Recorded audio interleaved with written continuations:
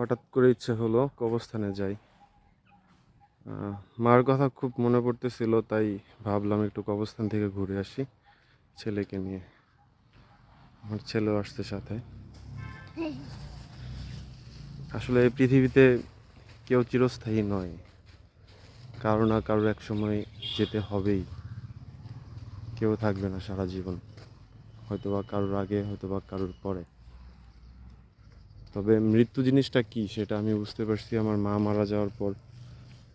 মানে মানুষ একটা ফ্যামিলি থেকে একটা ফ্যামিলি মেম্বার মারা গেলে পরে কেমনটা হয় তাদের অবস্থা এবং কতটা কষ্টদায়ক, সেই ফিলিংসটা হয়তো বা আমি জানি। এটা আমার মায়ের কবর। আমি আর ছেলে আসছি, মোমবাতি দিব কিছু। আপনার পরিবারের যদি সবাই জীবিত থাকে তাহলে তাদের যত্ন নিন, তাদেরকে ভালোবাসুন, তাদেরকে কাছে টানুন, সব কিছুর সবসময় খোঁজ খবর নিন। একটা মানুষ হারালে পর বোঝা যায় মানুষটার মূল্য কতখানি ছিল। আর এটা হলো আমাদের নাগরিক অবস্থান। এটা পুরানো কবরস্থান। ওই পাশে আর একটা নতুন কবরস্থান আছে। আমি চাই না আমি মারা গেলে পর নতুন কবরস্থানে থাকতে। আমি চাই পুরনো কবরস্থানে। এখানে আমার দাদুর কবর, আমার মার কবর, বাট আমার ঠাকুর কবরটা ওই পাশে নতুন কবরস্থানে, এটাতে না। আর ওই কবরস্থানটা আমার ভালো লাগে না।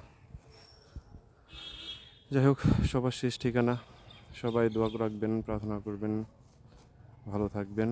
আবারও বলছি, পরিবারের প্রতি যত্নশীল হন, পরিবারকে ভালোবাসুন।